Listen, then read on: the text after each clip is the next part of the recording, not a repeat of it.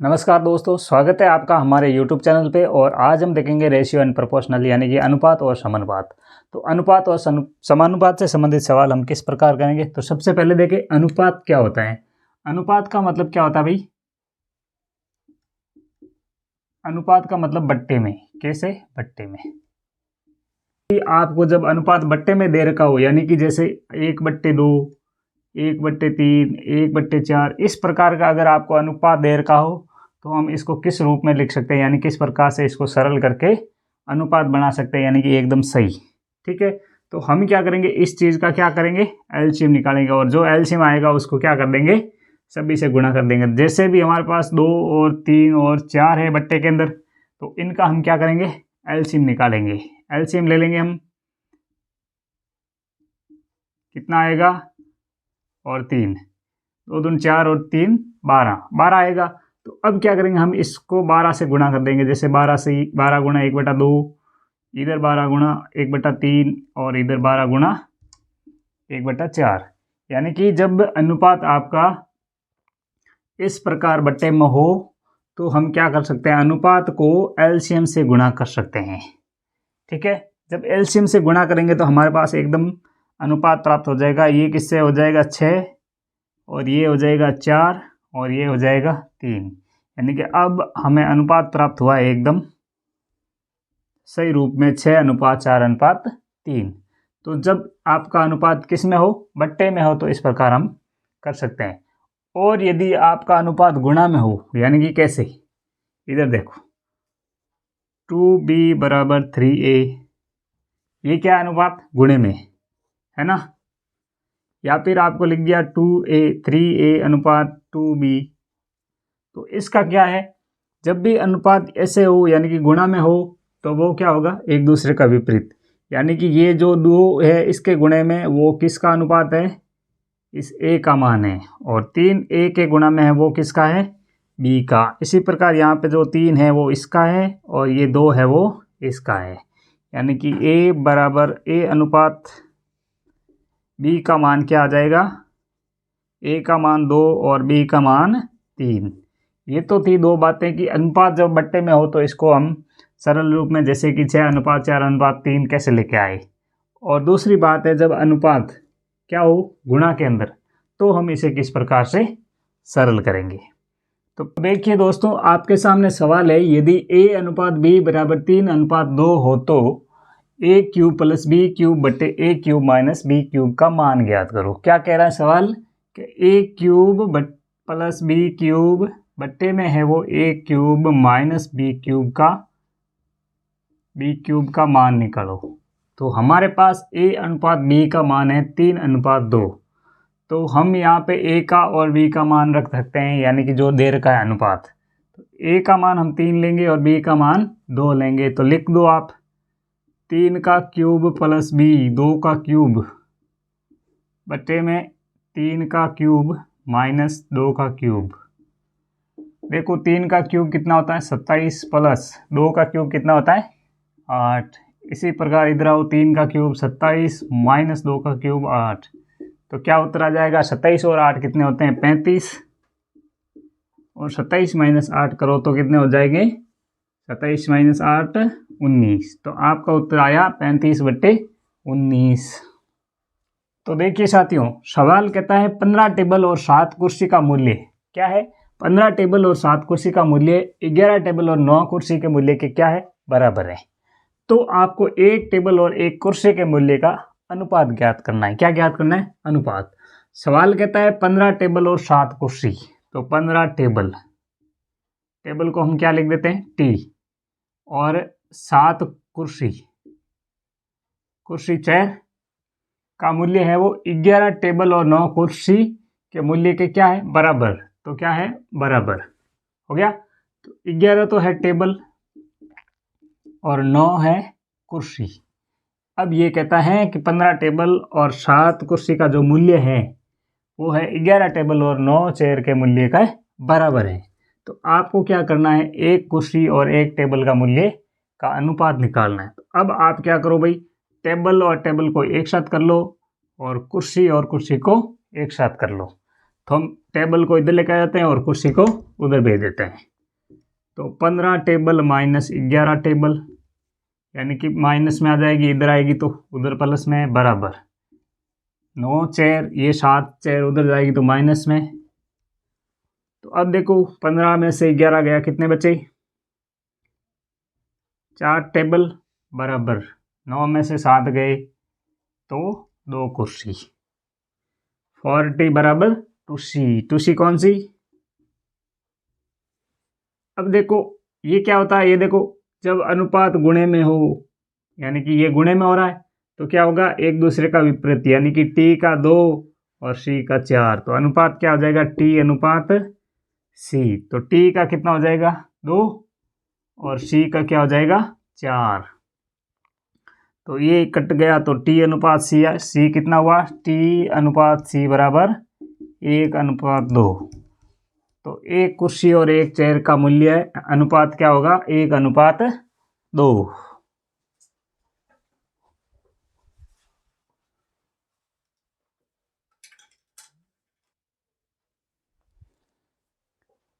तो देखिए साथियों, आपके सामने कुछ सवाल रखे हैं।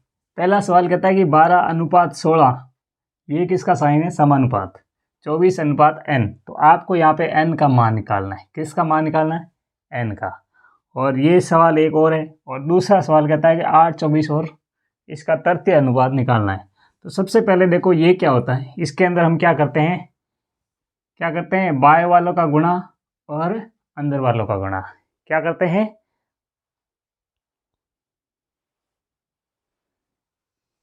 हैं, बाहर वालों का गुणा और अंदर वालों का गुणा। तो बाहर वालों का गुणा करो आप, 12 गुणा n करो तो कितने हो जाएंगे, 12n, और अंदर वाला गुणा करो 16 गुणा 24। तो 16 गुणा 24 कितने होते हैं, 12n बराबर 16 चौका 64 और 16 दूना 32, 32 और 6 कितने होते हैं, 38। कितने हो गए, 384। तो n का मान कितना आ जाएगा, 384/12। तो बस n का मान कितना आया, 32। क्या आया, 32। 12 36, 3 पीछे 2 और 4 24, तो 12 दूना 24। तो इस प्रकार n का मान 32 आया। इसी प्रकार ये सवाल आप कीजिए 26:125 समानुपात 130:a, यानी कि आपको इसके अंदर a का मान निकालना है। तो फटाफट उत्तर निकालिए आप। तब तक हम देखते हैं 8:24 का तृतीय अनुपात। तो ये क्या कह रहा है कि 8 और 24 का तृतीय अनुपात क्या आएगा। तो 8 है वो 24 का क्या है भाई, 8 3 24, यानी कि 3 गुना है। तो इसी प्रकार हम भी आगे 3 गुना ले लेते हैं। तो 24 कितने होते हैं, 72। तो 8 और 24 का तृतीय अनुपात कितना हुआ, 72। तो इस प्रकार ये था सवाल। तो देखिए सवाल कह रहा है कि 14,400 रुपये की राशि का बंटवारा ABC में इस प्रकार किया गया कि A को B से 3/4 गुना राशि मिलती है तथा B को C से 4/5 गुना राशि मिलती है। तो आपको B का हिसाब बताना है। सवाल कहता है ABC में इस प्रकार बंटवारा किया गया है कि A को B से कितना मिलता है, A को B से कितना मिलता है भाई, 3/4 गुना मिलता है। A को मिलता है B से, ठीक है। तो ये होगा A/B। इसको क्या मिल रहा है, A से B का इतना मिल रहा है, तो ये हो गया, देख लो A/B। अब देखो ये किसका होगा, A का, और ये किसका होगा, B का। इसी प्रकार कहता है B को C से, किसको, B को C से, ये लिख दो बोले, B को C से कितना मिलता है भाई, 4/5 मिलता है। तो ये A किसका हो जाएगा, इसका, और ये किसका हो जाएगा, इसका। अब देखो आपके पास A का मान 3 आया और B का मान 4 आया, इधर B का मान 4 आया और C का मान 5 आया। तो यहाँ से आप क्या निकालोगे, A और B और C का अनुपात निकालोगे। तो A का मान कितना है, 3, और B का मान क्या है, 4, लेकिन C का मान पता नहीं। तो इधर चलते हैं, B का मान यहाँ पे 4 है और C का मान कितना है, 5 है। अब यहाँ पे कुछ नहीं है और यहाँ पे भी कुछ नहीं है, दिख रहा है ना आपको। तो हम क्या करेंगे, यहाँ पे आगे इधर की सीरीज चलती है और इधर की चलती है। तो यहाँ पे 4 है तो इधर भी क्या होगा, 4। और इधर 4 है तो इधर भी आगे यही संख्या बढ़ेगी, तो क्या हो जाएगा 4।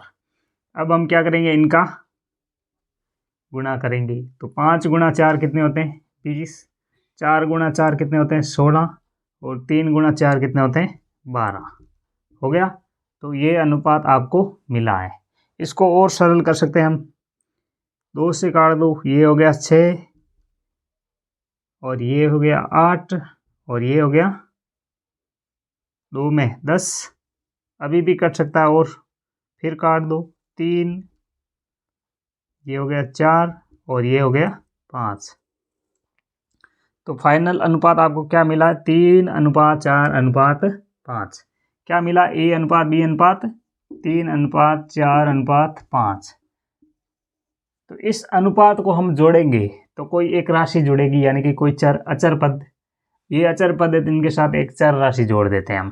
तो ये 3A, ये 4A, और ये 5A जोड़ेंगे हम, क्या हो जाएगा 4 3 7, 7 5 12। तो टोटल कितने हो गए 12। और सवाल कितना कितना कह रहा है 14,444। 14,400 है ना, सवाल कहता है 14,400 है, और अनुपात कहता है 12 है। ठीक है, तो यहाँ से हम A का मान निकाल लेते हैं, और A बराबर यहाँ पे क्या हो जाएगा 14,400 के अंदर क्या करेंगे 12 का भाग लगा देंगे, और A का मान कितना आ जाएगा 1200। गया ना, 12 का वर्ग कितना होता है 144। तो ये तो हो गया 12, फिर 2 0 तो 1200। अब सवाल कहता है कि B का हिस्सा कितना होगा। तो यहाँ पे अपने पास B का अनुपात कितना है 4, B का अनुपात 4 है ना, तो 4 को इस A से गुणा कर देते हैं, यानी कि 4A आया ना B, ये A, ये B, और ये C। तो B कितना आया 4A। तो 4A, A का मान कितना है हमारे पास 1200। तो 12 गुणा 4 कितने होते हैं 48, और डबल 0 लग जाएंगे तो कितने हो जाएंगे 4,800 रुपये B को मिलता है। इसी प्रकार आप 3A कर सकते हो, 3 गुणा 1200 तो 12×3 = 3600, और 5A मतलब 5 गुणा 1200 तो 12 पड़े 8, यानी कि 6,000। सबका अपना अपना हिस्सा मिल जाएगा। देखिए सवाल कह रहा है कि 6,500 रुपये का बंटवारा ABC में इस प्रकार किया गया है, यानी किस प्रकार 1/2, 1/3 और 1/4 में किया गया। तो आपको A का हिस्सा बताना है कि कितना है। तो क्या कह रहे हैं 6,500 रुपये की राशि है, उसका बंटवारा किया गया है ABC में, यानी कि एक अनुपात में किया गया है। कौन सा अनुपात है, अनुपात है 1/2, अनुपात 1/3 और अनुपात 1/4। इस अनुपात में इनका बंटवारा हुआ है। तो अब आपको पता है ये तो आपका अनुपात है, और हमने कहा था कि जब भी अनुपात बट्टे में हो तो क्या करते हैं, इनके एलसीएम को इनसे गुणा करते हैं। तो इनका एलसीएम कितना आएगा 2 3 और 4 का एलसीएम कितना होता है 12 होता है, 12 होता है ना। जैसे निकाल सकते हो 2 3 और 4। तो ऐसे छोटे मोटे एलसीएम तो आपको याद होने ही चाहिए। 2 का 1, ये 3 और ये 2, फिर 2, 1 3 और 1, फिर 3 का लगाते हैं 1 1 1, यानी कि 2 3 4। इनका एलसीएम तो पता ही होना चाहिए, लगभग कितने होते हैं तो 12। तो अब इसका क्या कर देंगे हम गुणा कर देते हैं। तो 12 गुणा 1/2 कर दो, फिर अनुपात, फिर 12 गुणा 1/3 कर दो, और फिर अनुपात 12 गुणा 1/4 कर दो। ये इनसे काट दो, 2 6 12, 4 3 12, और ये भी 12 हो गया। तो अपना अनुपात क्या मिला 6:4:3, यानी कि A अनुपात B अनुपात C बराबर कितना है, A का 6, B का 4 और C का 3। अब सवाल कहता है A का हिस्सा होगा, किसका पूछा है A का। तो जब अनुपात आपके पास है तो अनुपात को हम जोड़ेंगे। तो वैसे तो जोड़ नहीं सकते, तो किस प्रकार कोई एक चर राशि साथ लेके जोड़ेंगे। तो 6A + 4A + 3A कितने होते हैं 6 4 10 3 13, यानी कि कितने हो गए 13A। बराबर में हम क्या लेंगे 6,500 रुपये की राशि, यानी कि अनुपात कहता है 13 है, और सवाल कहता है 6,500 रुपये है। ठीक है, तो यहाँ से हम A का मान निकाल देंगे, कितना आएगा, 6500 के अंदर 13 का भाग देंगे, 13 5 65, यानी कि 520। तो ए का मान कितना आया, 500 रुपये। ठीक है, तो यहाँ से हम क्या प्राप्त कर लेंगे, जैसे हमने कहा था 6A प्लस हमने जोड़ा था, फिर 4A और फिर 3A, ऐसे करके हमने जोड़ा तो 13A हुए। तो हमारे पास सवाल है कि हमारे को पूछा है ए का हिस्सा कितना होगा, किसका, ए का। तो ए का मान 500 है और ए का अनुपात कितना है, 6। तो 6 गुणा ए करेंगे तो 6 गुणा 500 कितने होते हैं, 3000। तो ए का हिस्सा कितना होगा, 3000। देखो सवाल क्या कहता है, 117 रुपये की राशि को ए बी सी में 1/2, 1/3, 1/4 में वितरित करना था, परंतु गलती से 2:3:4 में कर दिया, तो सर्वाधिक लाभ किसे और कितना हुआ। सवाल बहुत ही शानदार सवाल है और बहुत ही इम्पोर्टेंट सवाल है। क्या है, इम्पोर्टेंट है। तो देखिए इस सवाल को हम किस प्रकार से सरल करेंगे। सबसे पहले है ए बी सी में जो वितरित करना था वो अनुपात है 1:2:1, 1/2:1/3:1/4।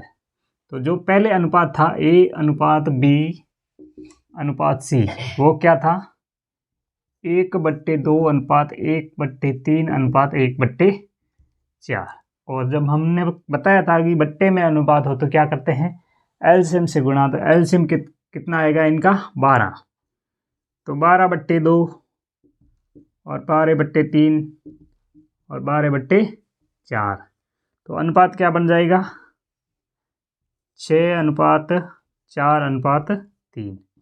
ये बन गया क्या, अनुपात बन गया ना, काटापेटी करके। तो अब देखो क्या हो रहा है, इनका हम क्या करेंगे, 6A/4A/3A, यानी कि चर राशि हमने जोड़ दी। ठीक है, इनसे गुणा कर दिया। अब हम इनको जोड़ेंगे तो कितना हो रहा है, 6 4 10 और 13, कितना हो रहा है, 13। तो ये हो गया 13A, यानी कि तीनों का अनुपात का योग कितना हो रहा है, 13A। लेकिन सवाल कहता है वो 117 रुपये राशि तीनों में बांटनी है। तो 13A है वो तीनों को कितने दे रहे हैं, 117। तो ए का मान कितना आया, 9। 13 में 117 होते हैं। अब सवाल कहता है कि किसे और किसे कितना लाभ हुआ है, सर्वाधिक किसे वार कितना हुआ। तो सबका अलग अलग हम ज्ञात करेंगे। सबसे पहले 6 गुणा में 9 कितना हुआ, 54। फिर है 4A, तो 4 गुणा 9 36। फिर है 3A, 3 गुणा 9 27। यानी कि जब हमने अनुपात ये रखा, यानी कि इस अनुपात में वितरित किया तो इतना मिला, परंतु गलती से उन्होंने इस अनुपात में वितरित कर दिया। यानी करना तो ये था लेकिन इसने क्या कर दिया, ऐसा कर दिया। तो जब ऐसा किया तो इतना आया, हम करेंगे इस अनुपात से, यानी कि गलती से यही किया ना, तो इस अनुपात से भी सरल करना पड़ेगा। तो ये कितना है, 2:3:4, यानी कि ए को इतना दिया, बी को इतना दिया और सी को इतना दिया। तो इनका अनुपात का योग भाई 2A plus 3A plus 4A मिला के कितने हो गए, 5 4 9 है। अरे देखो कितने हो रहे हैं, 9 हो गए ना, 2 3 5 4 9, कितने हो गए, 9A। अनुपात कहता 9A है, राशि कितनी है, 117। तो 9A बराबर किसके है, 117 के। तो A का मान क्या आएगा, 13। अब A का मान कितना है, 13। तो अब सबका अलग अलग हिस्सा निकालो। सबसे पहले 2A, तो 13 गुणा 2 कितने होंगे, 2 गुणा 13 26। फिर कहता 3A, तो 3 गुणा 13 39। और फिर कहता है 4A, तो 4 गुणा 13 13 चौक 52। अब सवाल कहता है क्या, सर्वाधिक लाभ किसे और कितना हुआ। सर्वाधिक लाभ किसे और कितना हुआ। तो देखो हमें इस अनुपात में वितरित करना था, लेकिन गलती से इस अनुपात में वितरित कर दिया। तो जब हमने इस अनुपात में किया है तो सबसे ज़्यादा किसको मिला, इसको, यानी कि सी को मिला, सी को मिला ना सबसे ज़्यादा। लेकिन हमारे को करना था इसमें, तो उस समय ज़्यादा किसको मिला, इधर देखो ये 54, यानी कि इसको मिला ए को। लेकिन हमने इसमें किया, तो इसमें किया तो सबसे ज़्यादा लाभ किसको मिला भाई, किसका मिला, इसको मिला ना, इसको 52। पहले कितना था भाई, 27 ही मिलता, लेकिन अब कितना मिला, 52 मिला। तो सबसे ज़्यादा लाभ इसको ही मिला। अब मिला कितना, अंतर देखो 27 और 52 का अंतर कितना होता है, 5 और 2 25, तो कितना मिला, 25 मिला। बस इस प्रकार से ये था सवाल। देखिए सवाल है, किसी बैंक में 1 रुपये और 50 पैसे के सिक्कों का अनुपात है वो 3:8 है, और यदि बैंक में कुल राशि 350 रुपये हो तो 50 पैसे के सिक्के ज्ञात करें, यानी कि 50 पैसे के सिक्के कितने होंगे। अब देखिए जो अनुपात दे रखा है ना वो किसका है, सिक्कों का है, और जो राशि दे रखी है वो किस में है, रुपयों में है। तो सबसे पहले हम देखते हैं 1 रुपया और 50 पैसे, क्या 50 पैसे। तो 1 रुपये और 50 पैसे के सिक्के हैं, सिक्कों का अनुपात कितना है, 3:8, यही अनुपात है। और इधर देखिए ध्यान से समझिए सवाल, यही सवाल आता है, अक्सर आता है, बार बार आता है, हमेशा आता है। देखिए इधर फिर कहता है बैंक में जो राशि है वो किस में है, रुपयों में है। हमें क्या ज्ञात करना, 50 पैसे के सिक्के ज्ञात करने। तो ये तो अनुपात है वो किसका है, सिक्कों में, लेकिन ये अनुपात हम रुपयों में चाहते हैं। तो रुपये तो कितने होते हैं भाई, रुपये ही होते हैं। तो ये 1 के कितने होंगे, 3, और सिक्के हैं वो कितने होंगे, तब रुपये बन जाएंगे। यानी कि 50 पैसे के 2 सिक्के होते हैं तो 1 रुपया होता है, और ऐसे कितने सिक्के होंगे, यानी कि यहाँ पे 8 सिक्के हैं तो रुपये कितने होंगे, अरे 50 पैसे के 2 सिक्के होते हैं तो 1 रुपया बनता है। तो यहाँ पे 8 सिक्के हैं तो कितने रुपये हो जाएंगे, 4 रुपये हो जाएंगे। ये काम आप कर लोगे तो कितना हो गया, 3A और 4A कितना हो गया, 7A। कितने रुपए हो गए, 7, यानी कि इनका अनुपात कितना हो गया, ये। अब 7A, और राशि कितनी है बैंक में, 350 रुपये। ये भी रुपये, अनुपात भी रुपयों में और ये भी रुपयों में। तो निकाल दो A का मान, 350/7, और कितना आ गया, 50। तो A का मान कितना आया अपने पास, 50। A का मान आ गया 50। अब आपको क्या करना है, आपको सवाल पूछा है कि 50 पैसे के सिक्कों कितने हैं ये ज्ञात करने हैं।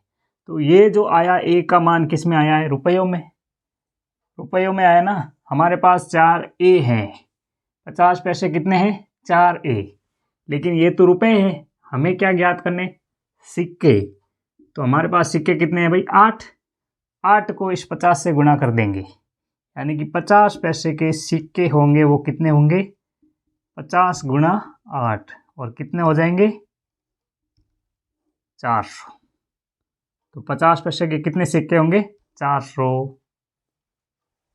तो देखो एक सवाल है, आप देखो यहाँ पे देखिए क्या है, सवाल क्या है, 1 रुपया और 50 पैसे और 25 पैसे, ये है आपके पास कुल, ठीक है। तो इनका अनुपात है वो क्या है, 5:4:8, ठीक है। अब सवाल कहता है कि ये आपके पास रुपए हैं, 1 रुपये का सिक्का भी है, 50 पैसे का सिक्का भी है और 25 पैसे का सिक्का भी है, और आपके अकाउंट के अंदर राशि है वो है 360 रुपये, ठीक है। अब आपको ज्ञात करने हैं 25 पैसे के सिक्के कितने हैं, 25 पैसे के सिक्के कितने हैं। तो सबसे पहले आप क्या करोगे भाई, ये अनुपात किसका है, सिक्कों का, तो हमें क्या चाहिए, रुपयों में, क्योंकि यहाँ पे क्या है, रुपए, ठीक है। तो ये अनुपात रुपए में, तो रुपए का तो रुपए ही रहेगा, 5 ही रहेगा, यानी कि 5, 1 रुपया है ना, 1 तो रुपया है ना, तो इनका अनुपात तो 5 ही रहेगा। अब ये पैसे हैं 50 पैसे, तो कितने पैसे होते हैं, तो 1 रुपया होता है 100, यानी कि 50 और 50 2, तो ये कितना हो जाएगा 2 रुपये, यानी कि 4 सिक्के होंगे तो 50 के तो कितने रुपये जाएंगे 2, और 25 पैसे के कितने सिक्के होंगे तब 1 रुपया होता है 4, इसी प्रकार 8 होंगे तो कितने होंगे 2। तो हमारा अनुपात क्या बना 5:2:2। अब इसको हम जोड़ लेते हैं 5A 2A और 2A, टोटल कितना हो गया 5 2 7 7 2 9, तो कितना हो गया 9A। अब सवाल कहता है आपके पास में कितने रुपए हैं 360 रुपये, हो गया। तो A का मान आप प्राप्त कर सकते हैं 40 रुपये, है ना, 40 रुपये है ना। तो सवाल कहता है 25 पैसे के सिक्के ज्ञात करो। ये इस अनुपात से आप गुणा करोगे तो कितने रुपए आ जाएंगे भाई, रुपए आएंगे, और इस अनुपात से गुणा करोगे तो आपके पास क्या आएंगे सिक्के आएंगे। तो ये 25 पैसे के कितने रुपए हो जाएंगे, अगर आप रुपए से गुणा करोगे 40 को 2 से करोगे तो 25 पैसे के कितने रुपए हो जाएंगे 80, लेकिन सिक्के कितने होंगे, इस 40 को फिर 8 से गुणा कर लोगे, 40 गुणा 8 बराबर कितने होते हैं 320 सिक्के। और अगर रुपए पूछेंगे तो 40 गुणा क्या कर लेंगे 2, कितने हो जाएंगे 80। तो 320 सिक्के होंगे, रुपए कितने होंगे 80।